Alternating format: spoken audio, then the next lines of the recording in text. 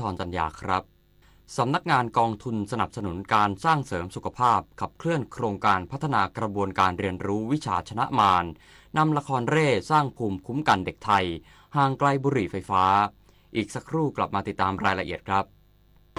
ตอนนี้ปัญหาบุหรี่ไฟฟ้าเข้าถึงง่ายมากและมีรูปแบบที่ดึงดูดใจเด็กๆโดยเฉพาะสารเสพติดเป็นภัยต่อชีวิตบุหรี่ไฟฟ้ามีสารพิษอันตรายต่อสมองที่กำลังพัฒนาของเด็กและเยาวชน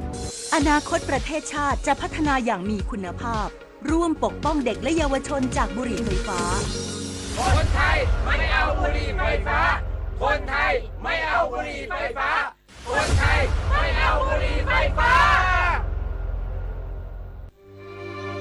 ขอเชิญร่วมงานเฉลิมพระเกียรติพระผู้มาก่อนการ A King Ahead of the Time เพื่อน้อมรำลึกถึงพระมหากรุณาธิคุณเนื่องในอภิรักษ์กิตสมัย100 ปีวันสวรรคตพระบาทสมเด็จพระมกุฎเกล้าเจ้าอยู่หัวรัชกาลที่ 6 ชมนิทรรศการพระราชกรณียกิจเสวนาวิชาการมหรสพเฉลิมพระเกียรติและการออกร้านจำหน่ายผลิตภัณฑ์ระหว่างวันที่ 11 ถึง 16 พฤศจิกายนนี้ตั้งแต่เวลา 13 นาฬิกาถึง 20 นาฬิกาณสถานีรถไฟกรุงเทพหัวลำโพง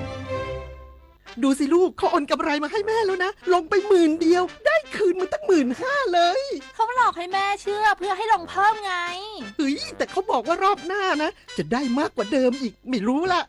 กลโกงเดิมๆแต่เหยื่อหน้าใหม่เกิดขึ้นทุกวันผู้สูงอายุสูญเงินเก็บทั้งชีวิตเพราะถูกมิจฉาชีพหลอกให้ลงทุนผ่านแอปหรือกลุ่มไลน์ช่วงแรกจ่ายจริงเพื่อให้เชื่อใจก่อนปิดเว็บหนีหายอย่าให้ความหวังกลายเป็นกับดักรู้เท่าทันสื่อรู้เท่าทันกลโกง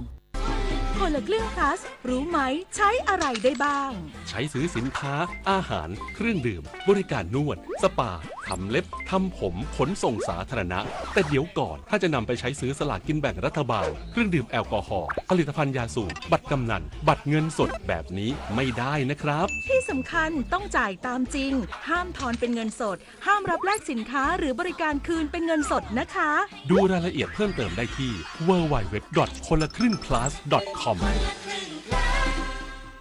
สำนักงานกองทุนสนับสนุนการสร้างเสริมสุขภาพร่วมกับภาคีเครือข่ายขับเคลื่อนโครงการพัฒนากระบวนการเรียนรู้วิชาชนะมารปีที่ 2นำละครเร่สร้างภูมิคุ้มกันเด็กไทยห่างไกลบุหรี่ไฟฟ้าการพนันออนไลน์และเครื่องดื่มแอลกอฮอล์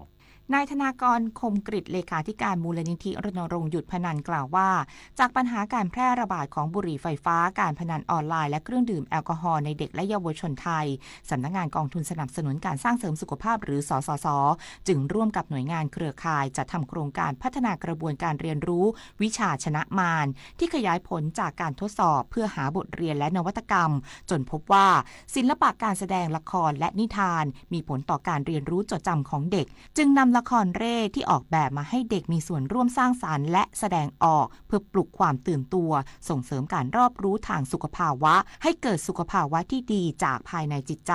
เน้นเนื้อหาแก้ปัญหาทั้ง3เรื่องสำคัญจากนั้นจะมีกระบวนการหนุนเสริม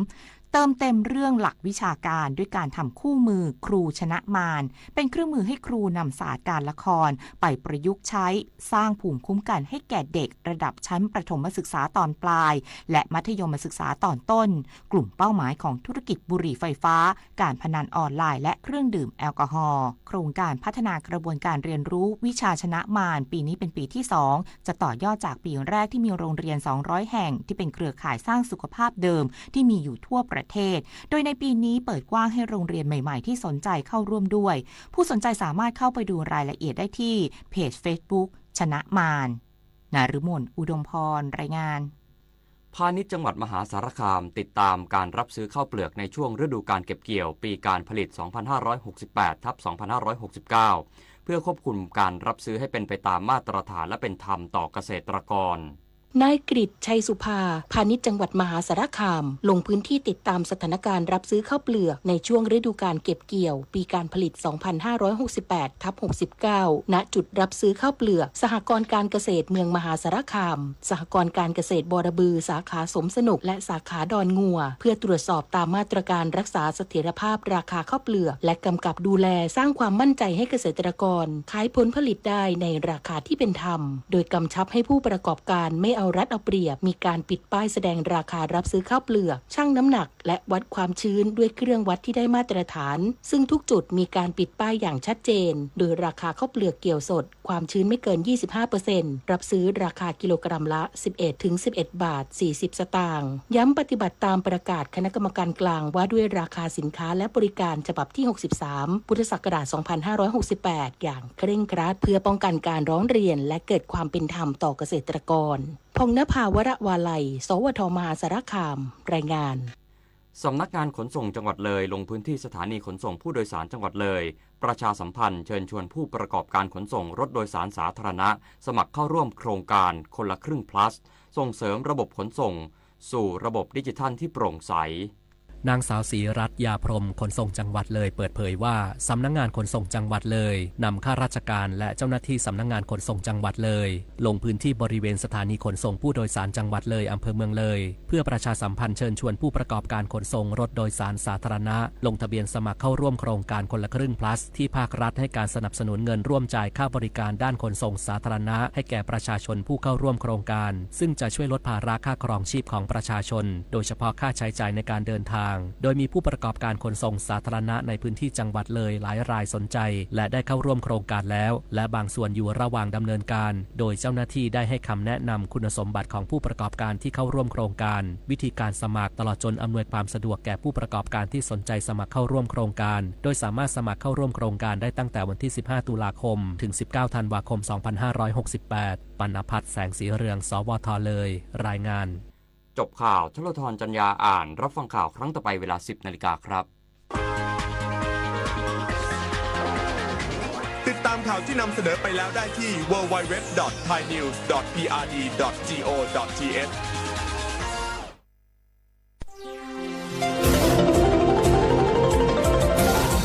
วิทยุแห่งประเทศไทย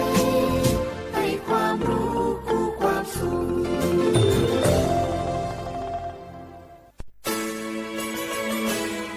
สถานีวิทยุกระจายเสียงแห่งประเทศไทยจังหวัดเชียงใหม่ AM 1476 กิโลเฮิรตซ์สถานีวิทยุภาคภาษาชาติพันธุ์แห่งเดียวในประเทศไทยที่มีความทันสมัยเชื่อถือได้สร้างอัตลักษณ์กลุ่มชาติพันธุ์สู่สากล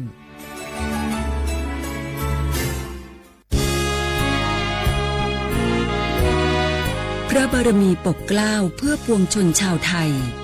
จากพระราชกรณียกิจนานับประการที่พระบาทสมเด็จพระเจ้าอยู่หัวและพระบรมวงศานุวงศ์ทรงทุ่มเทพระวรกายทรงงานอย่างไม่เหน็ดเหนื่อยเพื่อประโยชน์สุขของประสบนิกรจากโครงการหลวงสู่การพัฒนาแหล่งน้ำส่งเสริมการศึกษาและด้านสาธารณสุขที่มุ่งเน้นการพึ่งพาตนเองและการพัฒนาอย่างยั่งยืนทุกย่างพระบาทคือการทรงงานทุกพระราชดำริคือพลังแห่งการพัฒนาเพราะประชาชนคือหัวใจของแผ่นดินร่วมเสริมสร้างความรักในสถาบันหลักของชาติโดยสำนักงานประชาสัมพันธ์ที่ 3 กรมประชาสัมพันธ์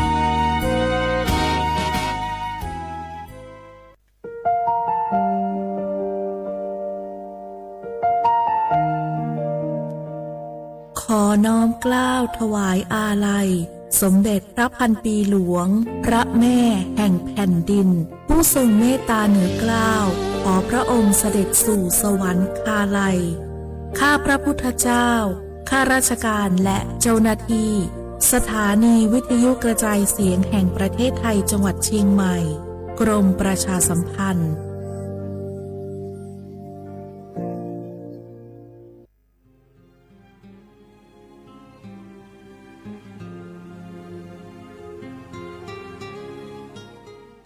This is a moment of profound grief for the Kingdom of Thailand. We,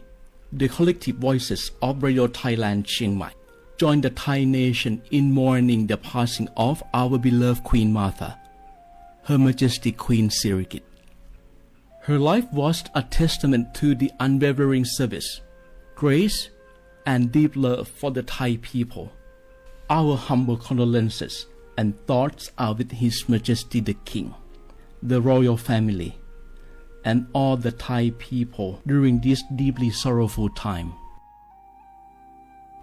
We will remember her forever.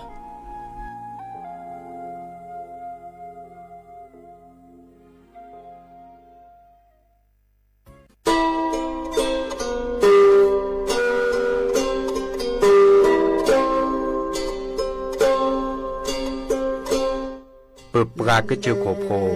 เปิดปรากระลือปรากระยอสู่หากอสาหากอตาเชกตอเลอจอปาโมสาสมูลอพีตาบิยอผาแกเปิดปรากระลือปรากระยอดื้อยอผาแกบาจอปาโม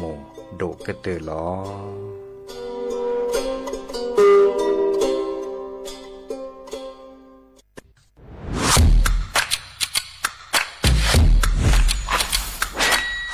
กลับมาแล้ววันนี้กับโครงการคนละครึ่ง plus รัฐออกครึ่งประชาชนออกครึ่งช่วยเศรษฐกิจไทยหมุนเวียนเติบโตถ้าเราช่วยกัน plus ต่อยอดให้เศรษฐกิจไทยเติบโตอย่างยั่งยืนด้วย5 plus plus ที่ 1 เพิ่มช่วงอายุผู้เข้าร่วมโครงการจาก18 ปีเป็น16 ปี plus ที่ 2 เพิ่มวงเงินใช้จ่ายจาก150 บาทเป็น200 บาทเพิ่มพลังซื้อของประชาชนเพื่อกระตุ้นการหมุนเวียนในระบบเศรษฐกิจฐานรากลดภาระค่าครองชีพ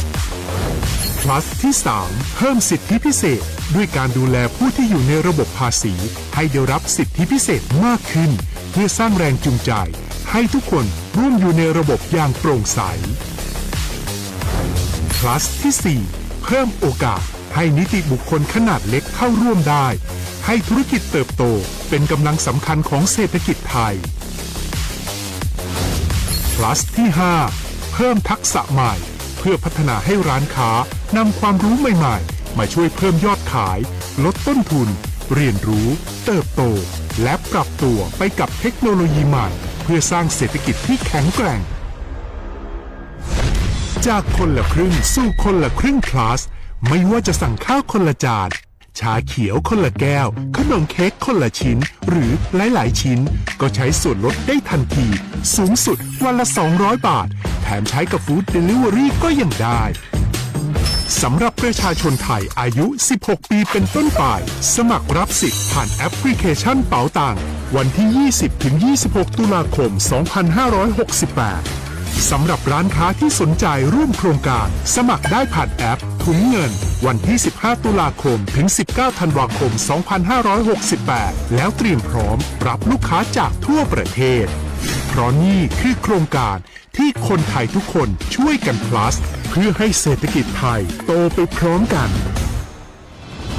โครงการคนละครึ่ง plus ดำเนินการภายใต้เป้าหมายที่ชัดเจนของรัฐบาลในความต้องการกระตุ้นเศรษฐกิจลดภาระค่าครองชีพให้ประชาชนและยกระดับศักยภาพผู้ประกอบการไทยให้พร้อมในยุคดิจิทัล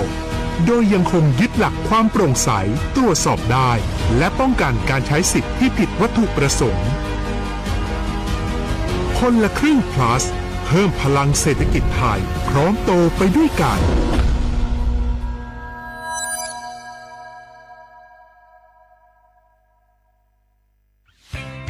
เส้นทางสายหมอกที่สวยที่สุดในเมืองแพร่กำลังรอทุกคนไปวิ่งด้วยกันครับทุกก้าวของคุณคือพลังของลมหายใจ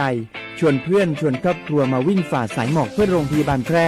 ในวันอาทิตย์ที่ 7 ธันวาคม 2568 บริเวณลานกิจกรรมหลังวัดพระธาตุเช่าแฮมาร่วมกันส่งต่อพลังแห่งความดีเพราะทุกก้าวของคุณช่วยต่อชีวิตให้กับผู้ป่วยในโรงพยาบาลแพร่สมัครได้เลยวันนี้แล้วไปวิ่งด้วยกันในวันอาทิตย์ที่ 7 ธันวาคม 2568 พบกันบริเวณลานกิจกรรมหลังวัดพระธาตุช่อแฮนะครับ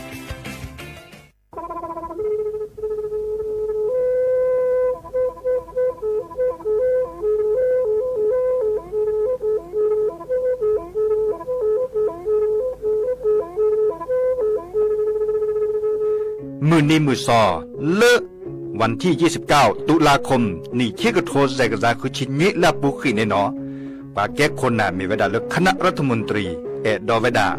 เห็นเมื่อเลือกปาซึดแลเกตากิบาคาคือเลือกปากุปัญญอนเลือแต่แก้ดิปาจดแต่โพบาเฮโอเลือทีละก่อเฮโอเลือกก่อจดแต่พาซิลีแต่จากคอนเลือที่ก่อตามหลบพิกะอักเวลอเวดาเลือมาตรา 17 แห่งพระราชบัญญัติคนเข้าเมืองพ.ศ. 2522ดิสอบการเลือเฮโอเลือกก่อจดแต่ซิลีขอในบลานเนเนเมบาซาเลือกเชลิเชจ่าและขีเนอแควเลืออบากิบาเกเลือนกแกทอปาจดแต่โพเนนึแลเซแต่จากคอเลือที่ก่ออาตามลบพิกะ อาเฮนแควะปากอเลอมาตรา7ทวิแห่งพระราชบัญญัติสัญชาติพศ2508ดินาโคเนตากาเลิกให้อุลกจเตวีลิจาโตดิบาตะเก็บกจเตโพดิบาบาชาแฮอุแพลโพนโพเสรพาเนนเกิดเคแกเลอปากอยดาสัญชาติไทยคอมยูเลเก็บกจเตโพเสแลอจาสิกบาตลอติลอแชเลอเวบอกเกาะติดต่อขอและกอยดาสำนักบริหารการทะเบียนกรมการปกครองมิเตเมบาเลอตากาอุเลอเวกาเคลื่อนตาและเชิดทอนลินจ่าแพ้เลตลอดตัดและ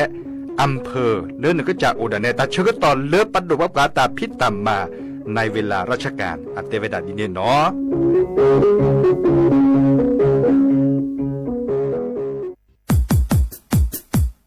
ดอปูแวปากญอโพนเมบาสะสู้อ่อนมืออ่อนเลวิทยุกลือหลอก็จะเตเวกีแม่ตอนยาอีบอบบาเนบาคักเล่นตาพิตามมาตาพิออมมาออจดแต่กว่าก็ได้และสนใจโฆษณาเนื้ออดจัดสิกว่าสวทเชียงใหม่เบอร์โทรศัพท์053 276 068เมตเมบะ092 246 8579เซทอมโบลอ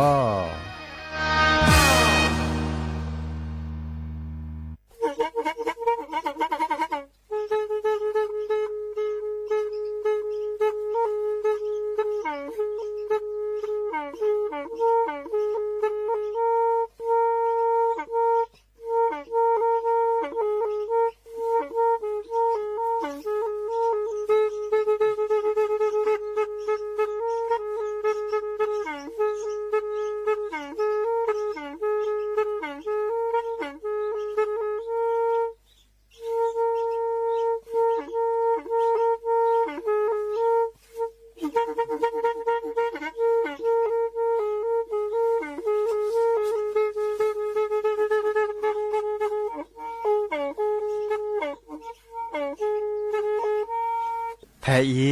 วิทยุกลือหลอก็จะแตะเวกีแม่ตะกะโทนลิกจานยี่ชื่อคือกิโลเฮิรตซ์ตาเชอกระตอบเปอปากระหลือปากระยอกหลอกตืออีสู้อเมญาเปก็เห็นเหล่านั้นและตาสูมือซ้ำมือตากระเจาะตาแลกแก็บดูแก็บโผลและติเลื่อนนกอ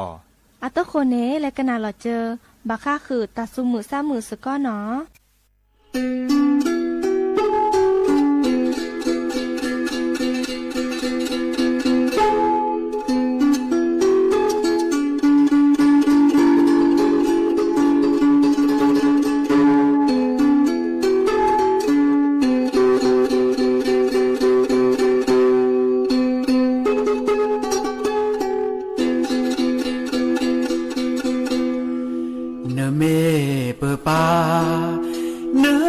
จอปาเลอาเร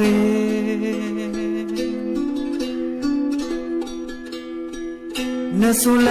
ซาทอดอนเนสุเลซาเซ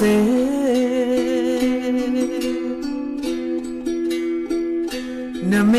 เปปาจอปาเลอาเรอาวาตาพีตามาตาโกมีเดเนลอเนซา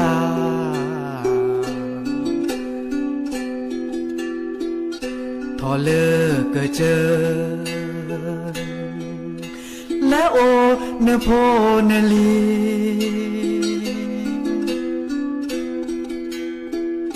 เนเกเปลอเตอแต่เลตาเกบรี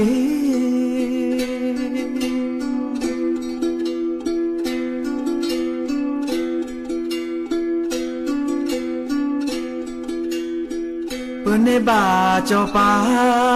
กาอีปบุโดกเตอปาซิโพขอโพ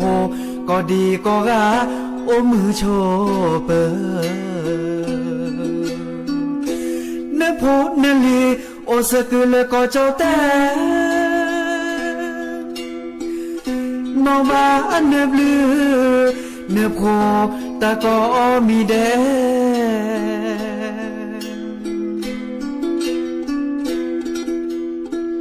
เนเปทีเปกอแช่ทอเลนีอินวิชีเน โพเนลีจีทอเปิดเตรเวนาก็มืออานี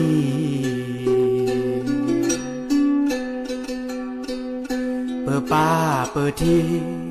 เปิดก่อนเลยตาโลตาตอ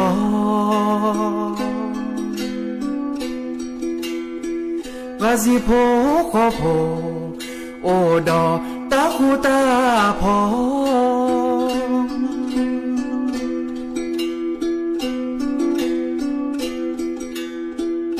เตโจ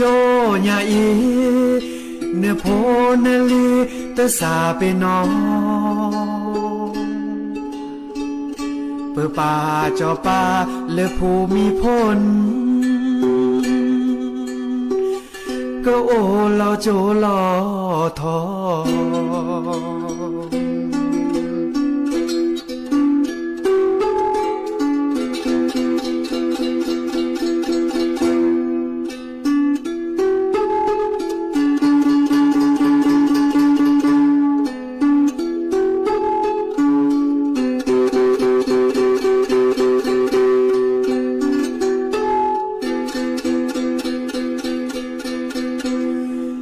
โพนลี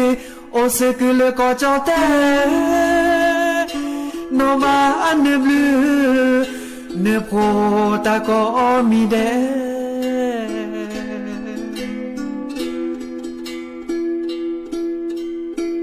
เนเปทีเปกอเชทอเลนีอินุชีเนโพเนลีจีทอเปิดเตรเวนา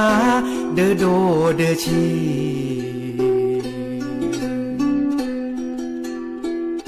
เปิดป้าเปิดทีเปิดก่อนเลยตาโลตาตอ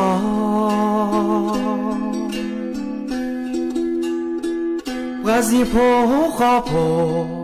โอดอตาคูตาพอ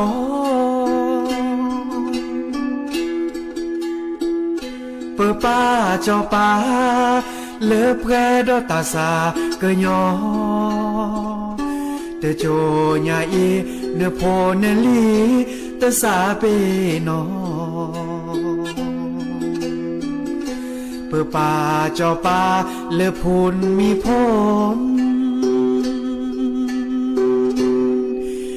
เกโอลอโจลอทอ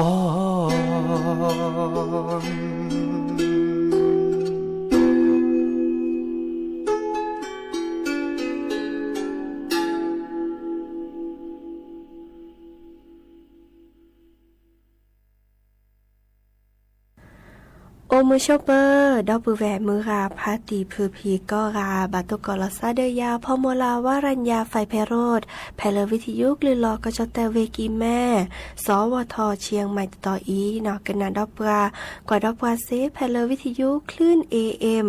ตุกโทนลุยกยานนุ้ยคือกิโลเฮิรตซ์วิทยุโคกที่วัดจันทร์ FM 103.50 เมกะเฮิรตซ์วิทยุพบาโค FM 104.25 เมกะเฮิรตซ์ออนไลน์ต่อคอลเลอร์แฟนเพจ Facebook สวทเชียงใหม่ AM 1476 KHZ เนาะโอแกสกอลซาตาชกตอขอคุยนารีและตือเลอร์อนาริตชีฮัลละขอปาคือนารีและตือเลอร์นุยนารีแม่เมตาชกตอไกอีเนซิตเนแฮตุลอคอเชอร์บุพอยโพซิโซโดวาเนาะเมื่อจากคือออทอตากุบากุเซตาซุมุซามือเมื่อเลือกเกลตาเนาะดินิจาเนโอแกสกอลซาเนาะกันนาตากุบากุเซนะตาซุมุซามือและกยอกยอเนาะดินิจานี้อาตุโคเตแค่ก็ก้าลสตับเวอีและกันนาดอตาซุมุซามือเลิกกะเคอเนาะ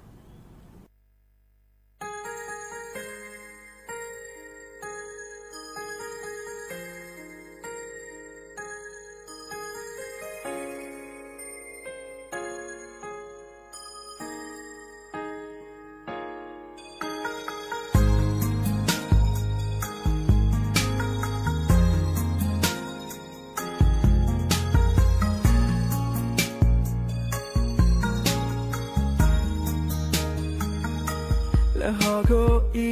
ว่าคือลาดินนะยะคือเดิมบาและหอโคอีว่าลอ โอเพลดีนาเดิมโลกอกดิญาเลเอบานาเพลนาหูบานาเกลิโปชื่อนี่เวยตานามีเอยาปาดิยาเดเวก็พอลโพนามีเอยามาชายาเดเวก็พอลโพนามีบาเดฮาเดดากุยาก็พอลโพฮอกกูกลาอีอมูดมือเลบาติญาเนดาก็พอลโพนาตานิกมวีก็พอลโพนาตาสิกโตก็พอลโพนาตาบาตูบาตายาเอโดมาก็พอลโพนาตาหูตาเลก็พอลโพนาตาบิดามาก็พอลโพนาตาโอมูแค่เลยยังบาตา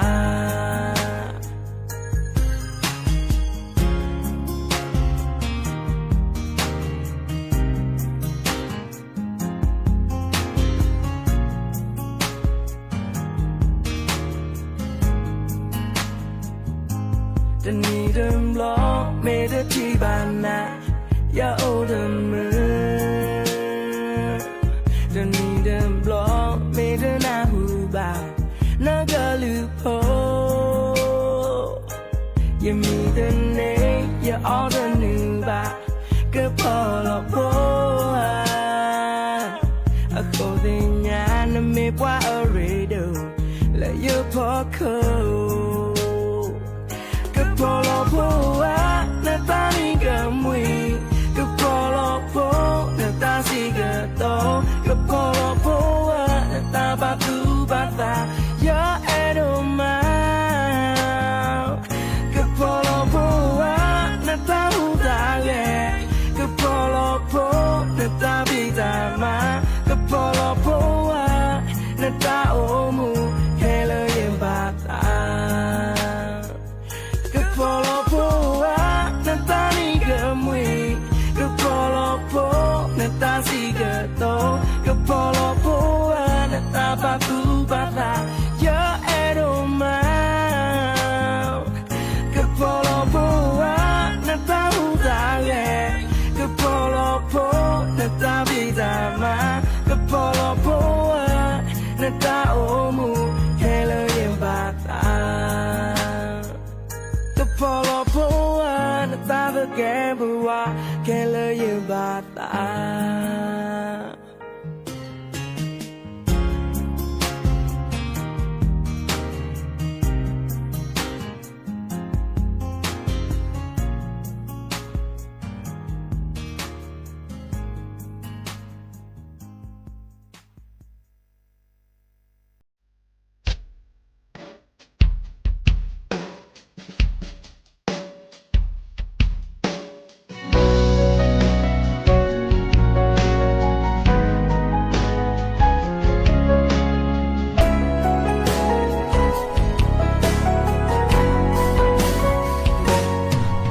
ที่นเมพอเลโลเอน้ำมามืออยู่ตาและเนตาเอเมโอเคอีเลนโลน้ำเมกิตาสูจาเมเฮโลเนตาเอสุปวากามาพอยตาโพปาจิตยืยา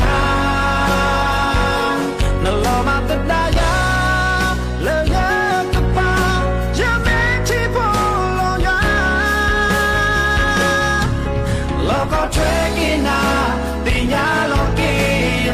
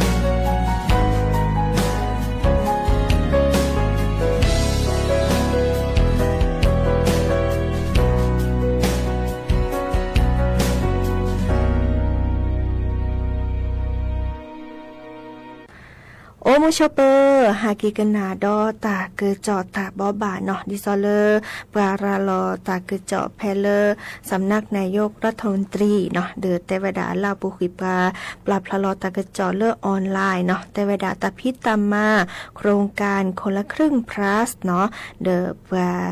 ฮิโปโคโพเลอร์ในสัวหมอแควเนาะแม่สัวหมอตึตือคีปอเนาะตะเนียก่อนเนี่ยเด้อพาเกมากินแควตะไคนี้ตะมีตันนอกอวันเนาะดิซอเลปกระดุปปลาพลาลอตะกะจอดเตวดาลอจิลเชลีเลกาสัวมอตะเชทอดิซอเลปะเฮสัวมอตะเนียกอวาเดออะแม่ลอเลเกเปรลอปะเกผับโคเกเนาะเดอเมื่อเดินแลสัวมอเลิกคิดตนีดออีคานี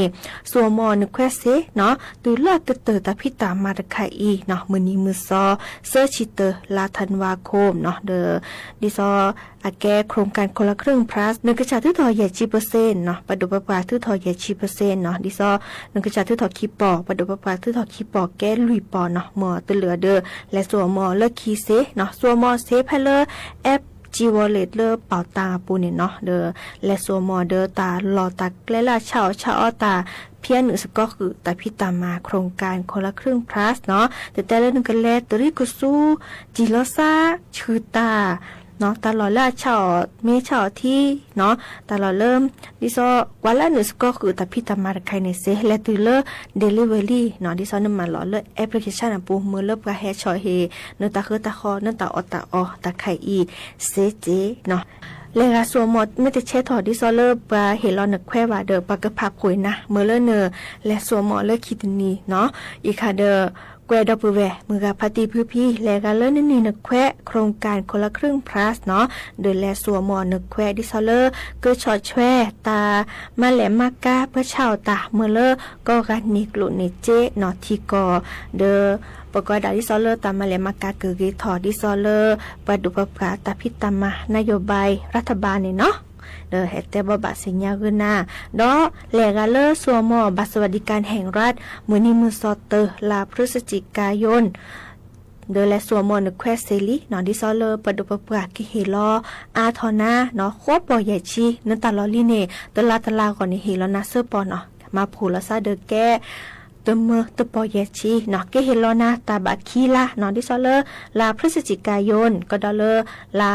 ธันวาคมเนาะเดอตลาก่อนนี่ตเมอตปอเยชีตะไคอีเนบาเมอเดียเหลือเนาะเนเมอเมตเหลือนี่ปากมาခိเนาะมาลอมาခိเนาะดิเนซานี่ไปเฮลอนาตเมอตปอเยชีเดเมอเดียเหลือเนาะตบะผับผูเนาะปูว่าอีคานี่ปะตะผับผูนาวาเนาะขี้ไหลเหรอไปเฮลอนาลาพฤศจิกายนก็ดอเลอร์ลาธันวาคมเนาะเลอบัตรสวัสดิการแห่งรัฐเนาะลอติลอเชลิเนาะตาเกจอดไข่อีโอเวดะเปอีตาบลือ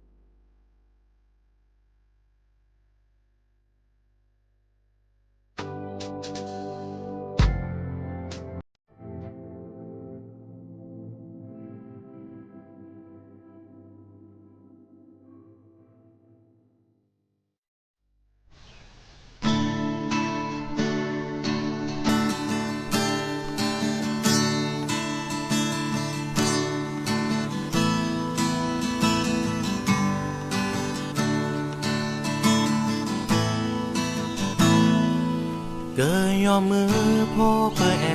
นาเปอคาเนตาขีตาลาเชมัวโพลเนโล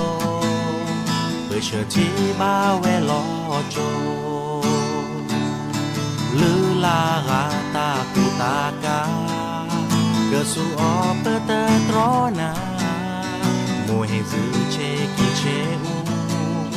ปาโดเลเนตาโอมูเกยอมมือพ่อเกยอมฟ้าตาเฮเลโอดอนาคีคาเกลเนเกอพาเนเกอ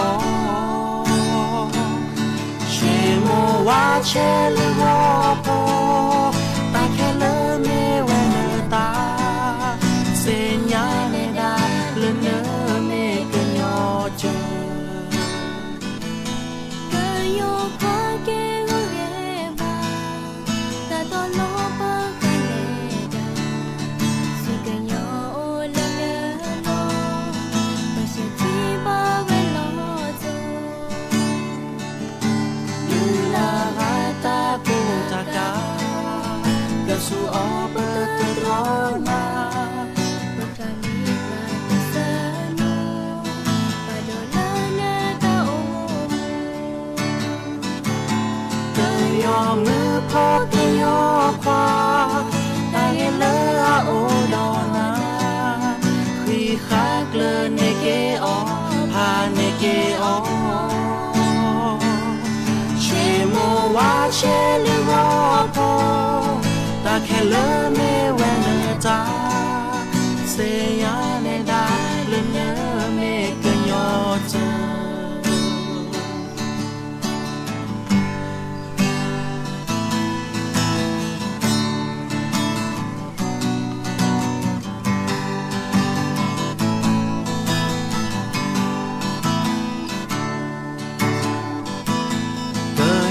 มือพ่อเปอแอ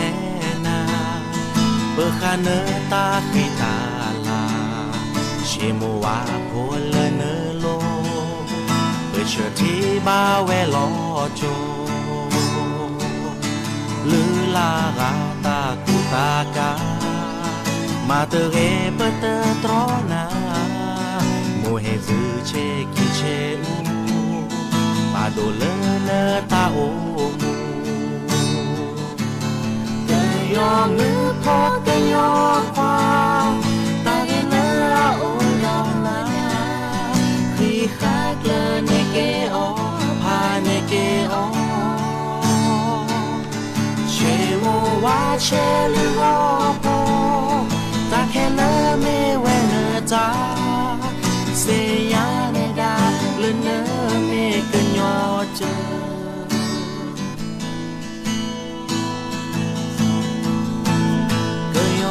ควากิโลเกบาตาตอโลเปอคาเนดา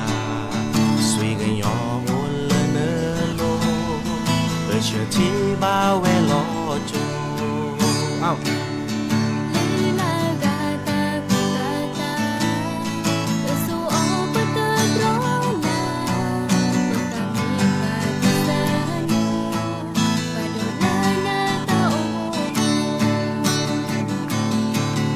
ยอมมือพ่อเกยอควาตาเฮเลโอดอนาคีคาเกลเนเกอพาเนเกอเชโมวาเชลวอโปตาแค่เลเมเวเนตาเซยาเนดาเลเนเมเกยอเจเอาอีกดอเกยอมือพ่อเกยอควา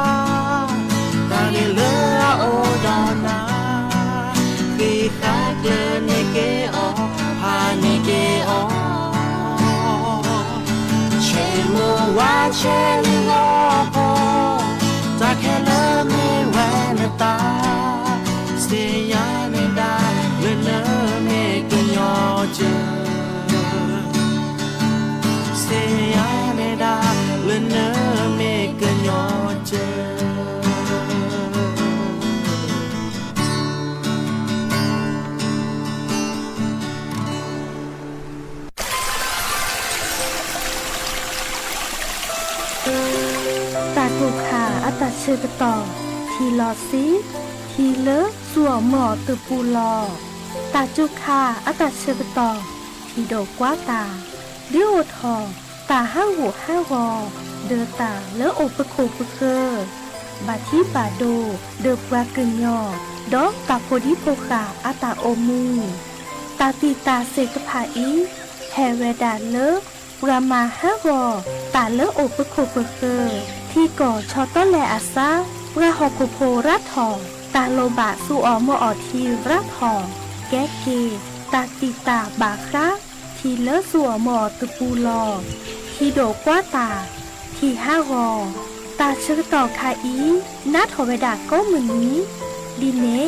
อาตือลีตาเชิกต่อเลิกบะคือกึ่งยะกว่าแชวทีขวาคีเมอเลออาเลิกหอบแรทอดิซอเลอยาทีเนอาบลือโอสีญากว่าแชวคือกึ่งยะราก็รากเนบลือเนโพ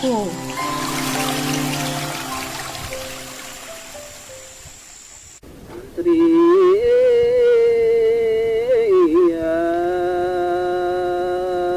มพอสรีแลบาลาคิกาแลโต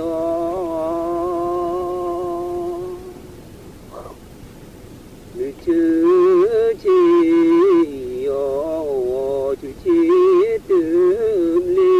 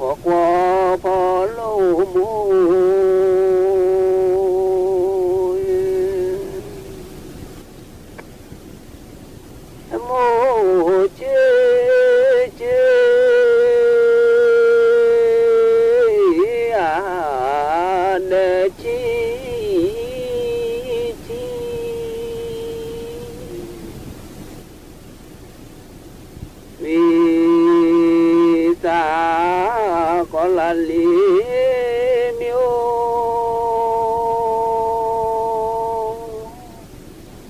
o dư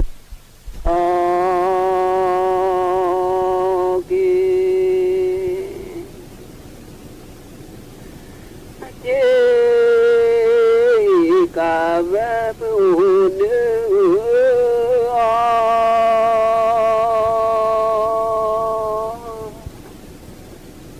nó cả lứa ra nên nói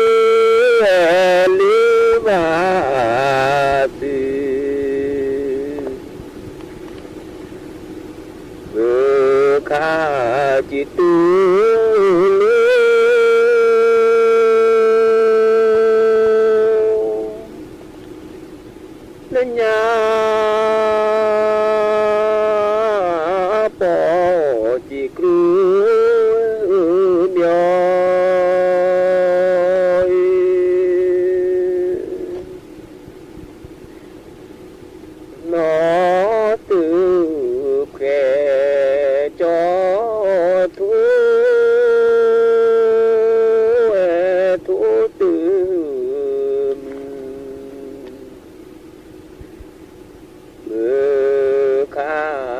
ตู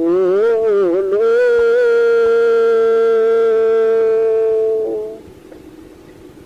ญาปอจิกรูเมีย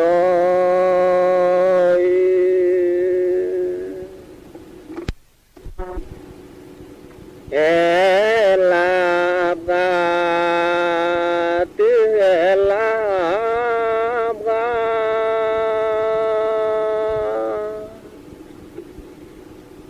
ครีเนเนโดเนเลสิโตเปียอาลาลูปิโอ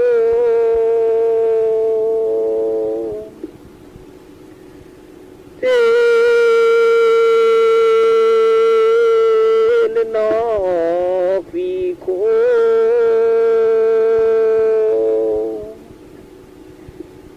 ฮาเลนอแค่ขอมันล้อมาตือวี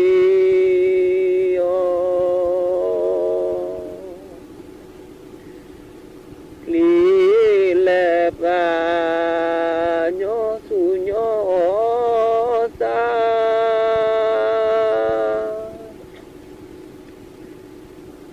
สรีเนเนโซเนเลสิโตเปียลาลูปิโอสินนอควีโค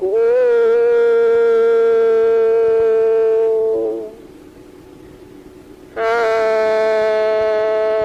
เลนอแค่ขอมันล้อมาตือวี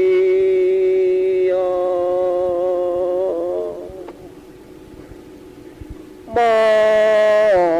มูโต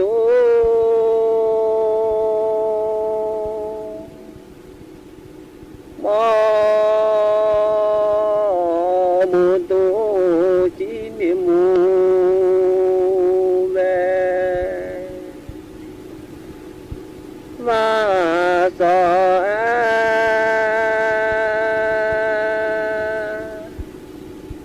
โทชื่อพอแน่นอยลอต่อตื้อ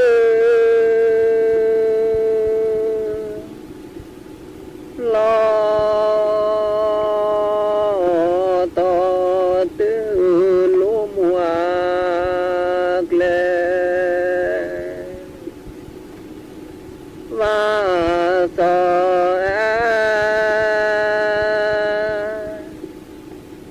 โท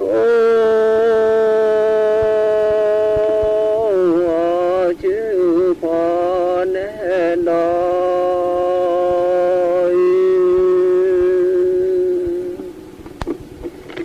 โอ้ชื่อพอเพราะสูอีลีลีพอลีลาจีโทจีชื่อพอ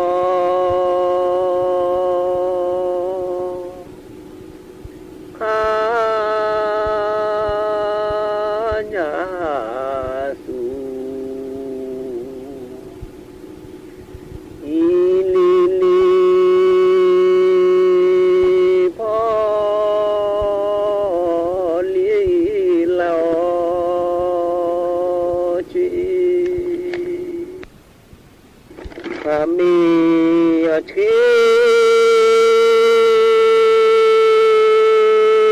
นอดูจอ หมุนกลร่ำให้ พระผู้เสด็จสู่ฟ้าสวรรคาลัย แนบดวงใจตามพระบาททุกชาติภพ ปวงประชาน้อมสำนึกในพระมหากรุณาธิคุณเป็นล้นพ้นอันหาที่สุดมิได้ ข้าพระพุทธเจ้าคณะผู้บริหารข้าราชการและเจ้าหน้าที่สถานีวิทยุกระจายเสียงแห่งประเทศไทยกรมประชาสัมพันธ์ธนาคารขอแจ้งว่าบัตรเครดิตในชื่อของท่านมียอดค้างจ่ายจำนวนมากหากไม่จ่ายจะถูกดำเนินคดีนะคะชื่อของคุณเกี่ยวข้องกับบัญชีม้าตำรวจต้องตรวจสอบเส้นทางการเงินครับคุณได้รับเงินภาษีคืนนะคะช่วยกดลิงก์ยืนยันด้วยค่ะอย่าเสียเวลาคุยอย่ากดลิงก์หรือกดติดตั้งแอปพลิเคชันที่มีการอ้างเพราะสถาบันการเงินและหน่วยงานภาครัฐไม่มีนโยบายติดต่อประชาชนทางโทรศัพท์หรือการส่งข้อความถ้าเจอแบบนี้มิจฉาชีพแน่นอนครับเมื่อเราก้าวทันเราต้องรักษาพัฒนาและส่งเสริมผลประโยชน์เพื่อความก้าวหน้าสู่ยุทธศาสตร์ที่สำคัญเราพร้อมผลักดันกิจกรรมเชิงรุกที่สร้างสรรค์ในทุกมิติรวมทั้งสร้างสรรค์ความเข้มแข็งในภูมิภาคที่มีอาเซียนเป็นศูนย์กลางเราสนับสนุนการส่งเสริมและเชื่อมโยงในเวทีเจรจาการค้าการลงทุนเรารักษาสันติภาพเสถียรภาพความมั่นคงและความมั่งคั่งประชาคมอาเซียนประชาชนเป็นศูนย์กลางเราไม่ทิ้งใครไว้ข้างหลัง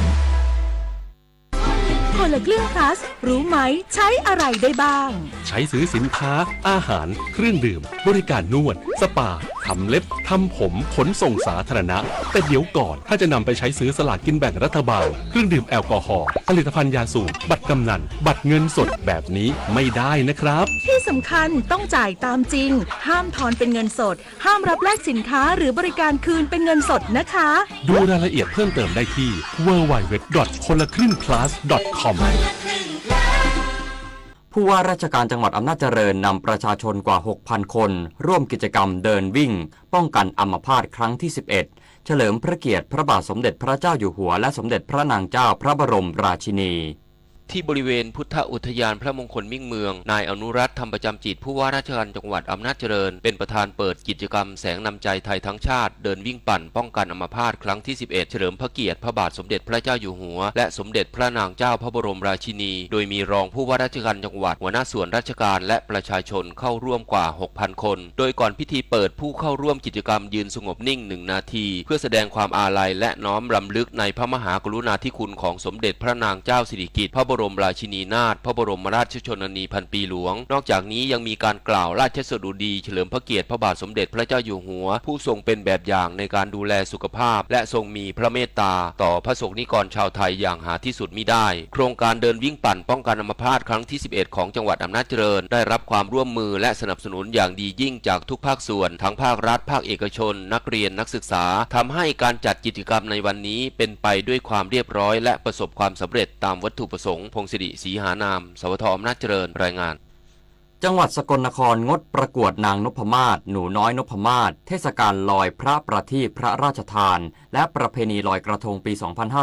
2568 แสดงความอาลัยแด่สมเด็จพระนางเจ้าสิริกิติ์พระบรมราชินีนาถพระบรมราชชนนีพันปีหลวงนายโกมุตทีฆธนานนท์นายกเทศมนตรีนครสกลนครออกประกาศเทศบาลนครสกลนครปรับรูปแบบการจัดงานพิธีลอยพระประทีปพระราชทานและประเพณีลอยกระทงระหว่างวันที่ 3 ถึงวันที่ 5 พฤศจิกายน 2568 โดยให้งดกิจกรรมรื่นเริงและมโหรสพบนเวทีกลางทั้งหมดงดกิจกรรมประกวดนางนพมาศและหนูน้อยนพมาศแต่ยังคงจัดพิธีลอยพระประทีปพระราชทานและประเพณีลอยกระทงตามวิถีไทยที่สวนสมเด็จพระศรีนครินทร์สระพังทองอำเภอเมืองสกลนครจังหวัดสกลนครแสดงความอาลัยแด่สมเด็จพระนางเจ้าสิริกิติ์พระบรมราชินีนาถพระบรมราชชนนีพันปีหลวง